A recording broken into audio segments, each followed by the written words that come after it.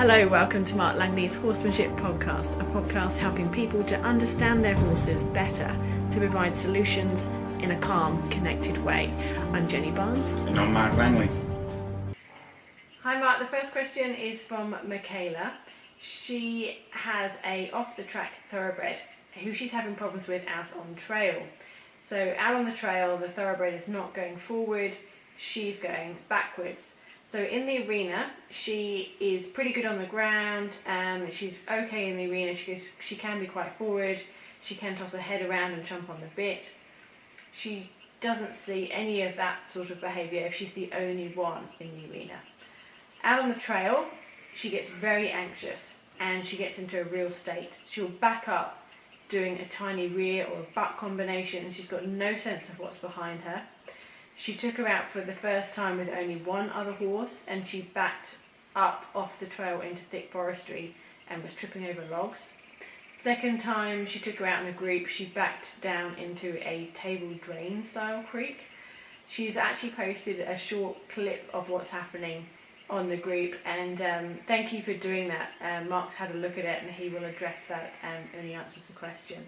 Her coach believes it's just perseverance down this track taking her out, but she is quite a nervous rider and she knows that she could be making the problem worse. She wants to do the right thing, she wants to build up her confidence so that she can enjoy the rides and really build a strong connection. She's a little bit new to the membership, so welcome very much, Michaela. Thank you for joining. Have you got any recommendations on where she should start? So I just have to be careful. You have to be careful with the, perseverance. I would be careful with perseverance. So I can persevere to put wood on fire and know the fire's going to get bigger. Okay, so whereas I'd want to put the fire out, sort of thing. So if you persevere with a horse that's an ex-racehorse off the track, I'm not saying don't persevere.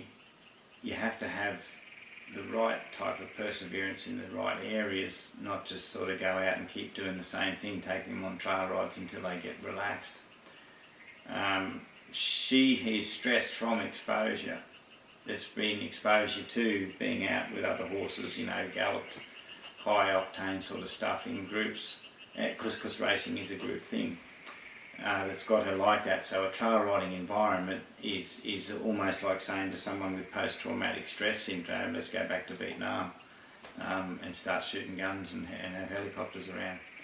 So she's going to wig out in that environment, just like someone who's been in that environment and is finally cracked would stress out. So I'm going to give you two little answers in this, in the sense of the first answer is going to be you have to get all those things that you explained in the question right, the reins. So there's so many things like getting her to understand that when you pick up a feel on those reins, you can softly back up, and that's so you find her most centered environment, her most calm environment, and you find out what things make her upset. So basically, the things you can't control is what all the other horses are doing. You can't control the kangaroos, you can't control the weather, you can't control a bunch of stuff out there. You can control the other horses a little bit because you can say to your friend, stop. So there is a certain amount of control, but what I'm saying is there's a lot of things in there that you can control that she doesn't understand, that stresses her. So when you pick up the reins, something you can control, she stresses. She might stress to the legs. She might, all those things she stresses to. So if she does, you work on those things till she says, I'm happy with this and this changes my thought and I'm responsive to this. I can steer left, I can steer right, I can do this. Because when you take her into the environment that you can't control that causes stress, then she's got, I'm stressed because I'm in a race environment, all these horses around me, and oh no, here's these other things that stress me out. The reins, the left rein, the right rein, oh no, the legs. So it's like a double whammy. You're hitting with two things at the same time. The thing that you control has to be right, has to work, she has to feel good about. So you have to do a lot of your foundation work in improving all that, and and really work hard on that. So I could talk all day of all the things you have to do, but you have to hone in on that, and you don't fix that in the trail ride.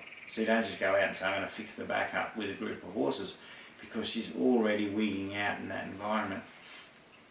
So then once you've got those things working, so I had an ex-race horse at a clinic just recently, and it did reasonably well in the arena, that you know, we could sort of get it up going and it was getting comfortable in the reins, but we changed the dynamics with a few horses one particular day, and it just completely mind gone, tapped out, and everything that we thought the horse was doing okay in, it just was not listening to. And so we had to do a very quiet weaning lesson, taking the horse back to its most comfortable place and then taking it gently out of it and back to its comfortable place. So we took it back to its yard that was just kind of go, oh, can I go back to my yard? And we and went from there again. That's just an example. But now, going on to the video, because we don't live in a perfect world, and you know, I could be like one of those trainers that say, if you do the foundation and you do A, B, C, D right, then you follow my foundation and you'll have no problems on a trail ride. I'm not going to tell you that, because there's plenty of times that we've tried to do all our best that we can, and then all of a sudden we're out and suddenly the horse taps out and you go, oh crikey, I'm in this situation. So if you get in the situation like the video, so in the video, for the people who can't watch the video, the horse is kind of has a few horses ahead of it. It's on a sort of a forestry track kind of thing, and it's behind horses, and it's kind of going sideways this way and going sideways that way, and you know, quite anxious. In that environment, I would take your horse to the most comfortable place in that trail ride. So in that respect, I would have thought that being out front would have helped your horse a little bit. So instead of being behind horses, I would have just let it trickle up through the horses and rode it forward through those horses until it got to the front. Loosen the reins at the front, see what it does. If it's still wigging out at the front, then you know it's a horse that's just a horizon horse that's just, you know, tapped out and over the horizon. But a lot of them get out the front and they go, oh, okay, and they just settle back in. So, and that can happen. And from the front, what I would do is I'd ride it forward away from the other horses so it's out. But just be careful that there's not another horse that's going to tap out because you've just gone 50 metres ahead. But if you've got a few group of friends on quieter horses, that's where you'd sort of kind of practice that sort of stuff a bit, and then you just gently bring it back in. Maybe bring one or two horses back and then just ride it to the front again, and just get it sort of doing that, and instead of trying to hold it into a place in the herd, and hopefully it sort of settles down. Now, there's also another thing. You use the horses, and I've tried this, and there is a fair bit of success with it, but you have to be extremely careful with it, in the sense of don't put it behind the wrong horse. So if it had a horse that it kind of liked, or that you knew that it wasn't going to kick it at all, and I actually get the other horse to block, and you just steer your horse towards that horse's rump, and you get the other horse in front to block it a little every time she wants to get around or get over here. Just get that horse to block it, and you just do that. And what that does is it's not you telling the horse to hold back; it's the other horse saying, hold back a bit. And so horses, so you can take it to the front to get it to feel good, but sometimes you can take them to the back. Now, by taking her to the back and blocking her with another horse, which I forgot to say, take her to the back, but you have a horse to block her. By having her at the back, there's something that happens in horses, and it happens in a lot of horses, not all of them. If they're really tapping out, it possibly won't happen, but some that just want to rush to the front, they suddenly go, oh crikey, I'm at the back. I've got to be looking out behind me because I'm at the back of the mob. And all of a sudden their natural DNA kicks in and says, oh, I'm responsible for looking behind us to keep us safe. And instead of worrying about getting to the front, all of a sudden they go ka-chink, and then they just relax, and because instead of trying to put their ears forward, because if you look at horses on a, like a ride where they're all settled in nice, they're all using their ears to where they are in relation to that ride. So the ones at the back have got their ears back. So because their ears are back, their thoughts are back, which means they're not pushing to go to the front. And because their thoughts are back, they're closer to you because their thoughts are coming back through where you are.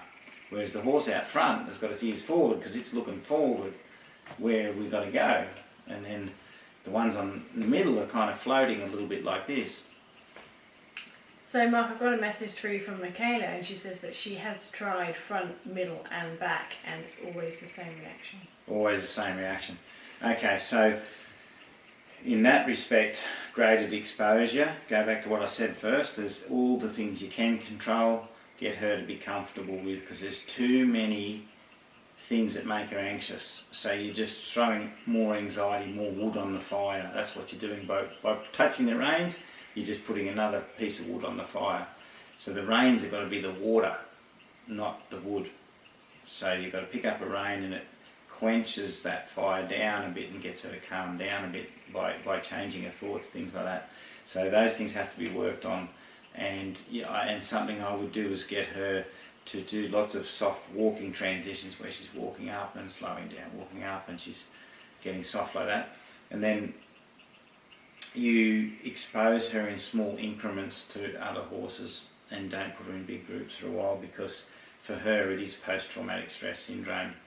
It's not just, oh, I can fix this with a few little turns here and a few backups here and hold my tongue right. It's something where her adrenaline gets up to a certain point and it becomes an overload. So you have to grade the exposure with horses. So you might go out with one horse and don't go for long, and you have to be responsible for getting her home feeling good. And in some ways, however you do it, you only want to take her enough that you can help her into a good place and take her back home by saying, I've helped you feel better. Not, I've taken you on this ride, and then as soon as I've unsaddled you, you felt better. That would be just saying, while I'm riding you out with these horses, you're an emotional wreck, and as soon as I get away from you, you're relaxed again. So you have to set up a ride where you've ridden her out a little bit and back a little bit, and she's felt good underneath you and not felt that you've taken her into a war-torn environment that she can't cope in. So Michaela, I will put a link on the Facebook group to some videos for you to look at, some specific videos. But basically you might want to do a search on anything to do with a transition in a walk, and any searches that you can do with rein work. So for example, there's some videos taking the rush out of an eventing horse. You probably get a lot out of that one. And there's some videos with Fern, improving backing, steering and trot transitions. Mark also explains a really good exercise, slow walk, fast walk. So these are all videos that will contain exercises that you can try. And those searches will bring up a whole heap of videos for you as well. Okay, the next question is from Sabina. So Sabina's asking a little bit, I think, of a similar question. She's got an 8-year-old quarter horse mare she's only had for 8 months, and she is refusing to go on a trail ride. She's had a trainer who's come in and has tried to help her, and it sounds like the trainer just got really quite upset and it didn't end well. So her question is, how do you go about gaining a horse's trust and confidence to go forward in a trail ride? Firstly, I'd like to say I really like the way the trainer that was helping you reflected on the lesson and was aware of themselves and where they may have let your horse down, and how they could improve and help, because it's very humbling to sort of to be able to say, yeah, no, maybe I could have done it differently, whatever, like this, or things like that. So I think I could give credit to your trainer that they've done that. I had a little bit of I was trying to get a grasp of exactly what was happening out on the ride, and I'll sort of answer it in a sense that what I do with her to get her out on the ride or build her confidence up. And there's a video that's just that we're putting on, actually just come up this month, of an 18-year-old buckskin mare, and it'd be one that's really worth looking at, because it's about building confidence and then finding all the little things where the horse doesn't understand things as well as it should. But something I do is it's a disciplinary rule for me as a person and students that I'm trying to teach, to discipline them to say, I want to be able to ride my horse out without legs. And people go, well, how do you do that? And it's like, well, I've got reins. And I tell you what, you cut legs off someone and they certainly become creative in the reins. Now, by cutting legs off us, we can't ride our horses where they don't want to go. It's very difficult to make them go. And as I said, the trainer, said, well, you could not use a stick and cause pain, and the horse will go. And there's many people that come to a clinic, but the trainer also said that I don't want to go through that to make a horse go. I'd rather get the horse to like going, and that's exactly right. So, anyone could get on and push a horse over there if they're a strong enough, confident enough rider, except a horse that they can't push over there. But a lot of horses, someone might say, oh, it's taken me 20 minutes to get my horse over the other end of the arena. I could have got it over there in 2 minutes. That's what they might be thinking. And I'd sort of say, well, you could have got your horse over there in 2 minutes, and I could have got it over there in 2 minutes, but I wanted the horse to go over there. Yeah. And that's what we're trying to sort of establish. So it's not what we can do with the horse, it's what the horse can do for us. And that's what we're trying to establish. So when you cut off your legs, you can't ride it, as I say, you can't ride them in a straight line, because what are you going to do? You're going to straighten the reins out and you're going to go like this, and the horse goes, well, we're going to go. So, because you can't kick them, so you can't make them push forward. So you're just sitting there with reins, and they go, well, if I steer this way, you know which way they're going to go. They're going to go back that way. But that's like sailing a boat. That's the natural wind, or the magnetism, or whatever you want to call it. But the wind's only going in one direction, and somehow you've got to sail that boat over there using a sail. You can't push a sailboat over there, so you've got to treat your horse a bit like a sailboat, not like a diesel motored boat that you just chug on, through the water. So basically, if you pick up a rein like this, the horse is going to move that way, and you go, well, you've got movement in the rein. Well, whenever you can create movement, you will get to a stage that you'll get a bit of desire in your horse, and it'll go and look in a new direction. But if you get in an arm wrestle by pushing a horse to make it go somewhere, then they'll get to a stage, what's happened with your horse, being a quarter horse too, they can be quite stoic, and they just sink in and go, nah, I'm not going to do it. And Viv's got another question, I think, that'll come up in this too, which I notice is a bit similar.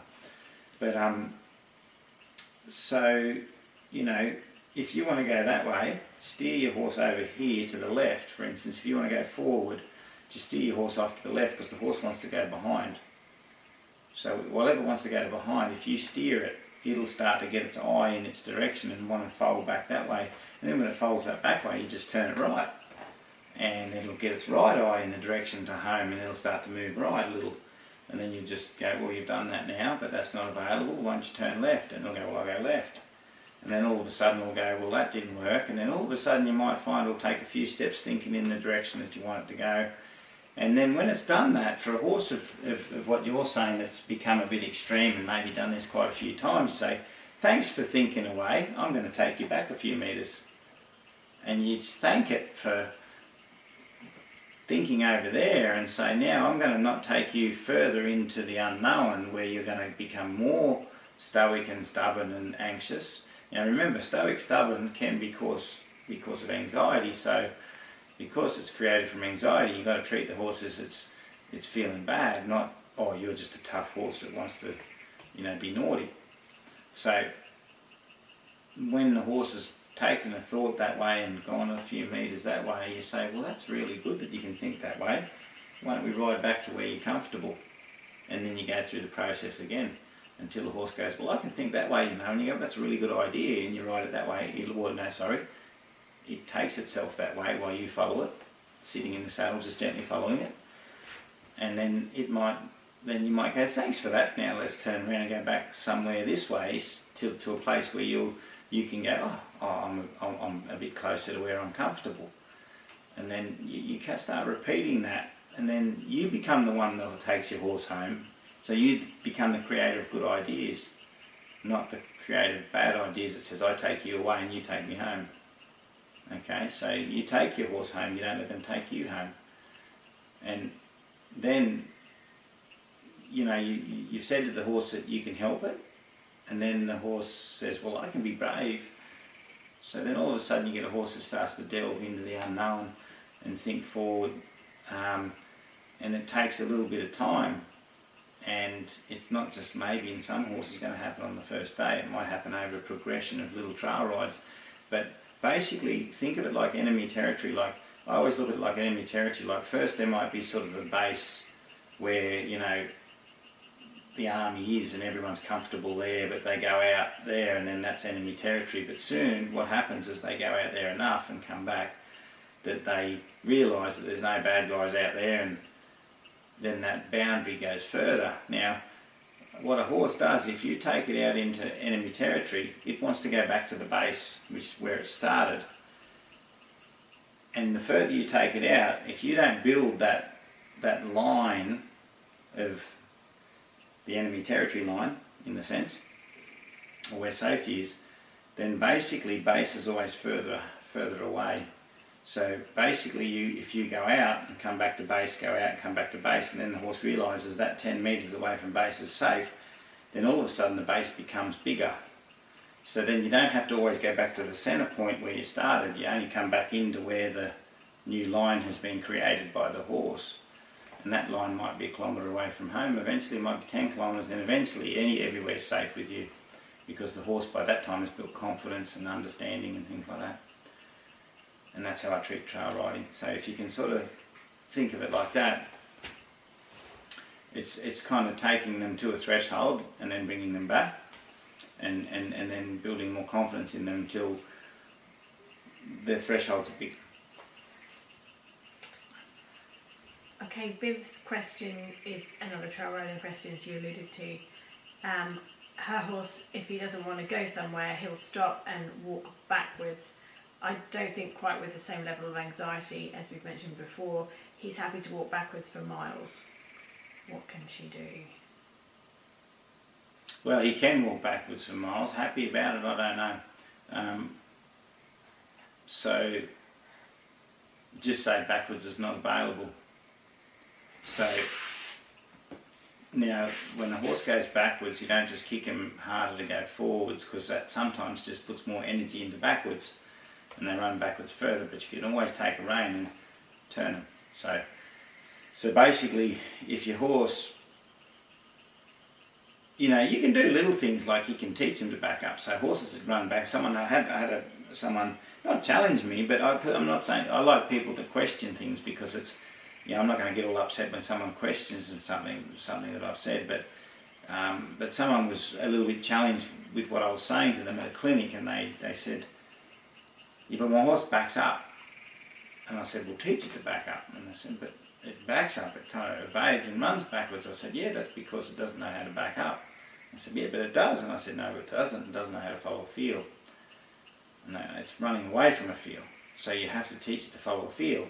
You can't just make it go forward and suddenly it's learned to back up soft. You have to stay with the horse in the back up until the horse goes, oh, I'm not running away from this, I'm following this. And then you release. But if you just kicked your horse forward, the horse wouldn't have learned to follow a field backwards, which means it'll always run backwards and then learn how to walk softly backwards. And I guess, what I was trying to say was you have to back your horse up to get it out of back and running backwards.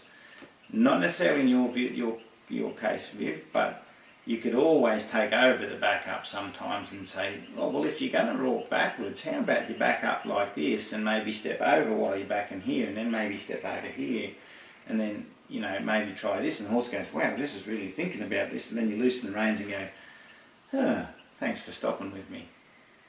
So you make them think. Well, you turn an evasion into a pathway.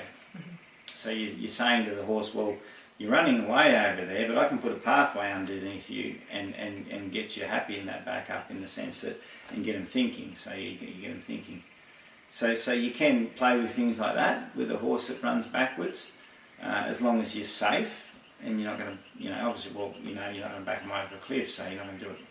But if your horse was backing up and you're in a dangerous situation, you just redirect them. So a lot of horses that just back up, or they start backing up, I just say, well, instead of backing up, how about you turn over here? And I just take a rein and put them off balance out of the back up and turn them in a new direction. When they go in a new direction, they just, righto.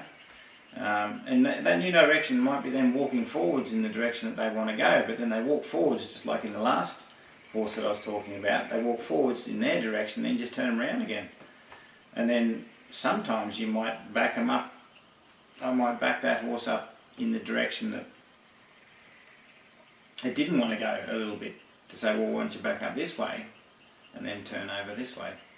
So yeah, without getting you too lost here, because something you can do if you're in a safe area and he's doing that backup stuff is turn it into a pathway, and then maybe be a bit creative in that pathway to get him to try different things. So then all of a sudden he puts more of his effort into thinking about what you're trying to ask him, instead of running off backwards to home. You can just maybe work on what I talked about in the last horse, of instead of trying to make him go forwards and then all that energy goes backwards, is you just let him find his way forwards through that tacking exercise, that turning, and he moves a bit and then turning the other way, and then he moves a bit, and he's never really for a while pointing. So basically you don't want to be pointing your horse in the opposing direction. You're kind of just cutting across a little at angles all the time. It's like, instead of walking down the steep mountain like this, you contour. So you're like contouring your horse out, so he's never got his rump facing for home, his head facing the opposite direction. He's always on an angle, and having an angle is better at promoting forward than having a straight line away from home. So that's the tacking exercises that you've seen me do at clinics. So if you try all those things, and then think of it like this: when you put legs on your horse. So you've heard people talk about asking your horse a yes question. Well, a yes question is using your gut as well, like your gut feel. So everyone's got gut feel. So I might say to someone, would your horse stop with your seat? And then they go, and they stop. No, I didn't ask you to stop your horse with your seat. I said, would your horse stop with your seat? And they go along and they ride, and I say, don't show me if your horse will stop with your seat. Tell me if it will, but don't stop it with your seat. Just tell me if you think it will. And they're like, no. And I go, well, you're right, because it's not going to stop with your seat, so you wouldn't ask it to stop with your seat, would you? Oh, yeah, maybe I shouldn't ask it to stop with my seat when it's not going to listen to my seat. So a yes question is you going, is my horse going to move forward off my legs, or is it not? And after a while, we know our horses well enough to know where their thoughts are. And we know that particular horse right now, in this mood, when I squeeze it, it's not going to go forward. So then you go, well, I know it's not going to go forward, I'm not going to squeeze it, it's probably going to go backwards, so I'm going to turn it instead. And then when you get the turn, you think about the state of your horse's mind, and you go, is my horse going to walk forward off my legs? No. Okay, well, I'm not going to ask it. I might turn it again, and then I'm going to sit there, and then I'm going to go, my horse is going to move off my legs right now because I can feel it's got a forward thought. So then you squeeze and the horse goes, yeah, thanks for helping me go towards my thoughts. And if you set it up like that, then you'll have 100 positive transitions without one negative one, because you've only ever asked when the horse is going to respond. And what that does for the horse is 100 positive transitions is 100 times that the horse has gone, legs mean forward. Legs mean forward. So that's setting up it's setting up a positive neuro pathway, not, sometimes when I kick or use my legs, I go backwards, sometimes I go forwards. That's not going to set up a new neuro pathway that the horse says, I do this every time. So 50 backwards and 50 forwards is not good enough to get the horse in a week going, oh yeah, when you squeeze I go forwards. You've got to get 100 transitions right, like 100% right, not. you can get away with 80. It's better than, 80-20 is better than 50-50. But what I'm saying is if you set it up right, you can get 100 positive transitions, and that soon sets up the memory in the horse that says, this is what I do when this happens. And it sort of clouds the old memory with a nice new memory. So yeah, think of it like that, Viv. Thank you. Okay, thank you very much for your questions. Thank you for listening. We'll hope to catch you next time. Thank you. Thanks, everyone. You can learn more from Mark online through his online training videos. Just search Mark Langley Horsemanship. There's over 380 training videos which everyone has access to with a 7-day free trial. If you like what you see, it's just $15 a month from there. That's help where you need it.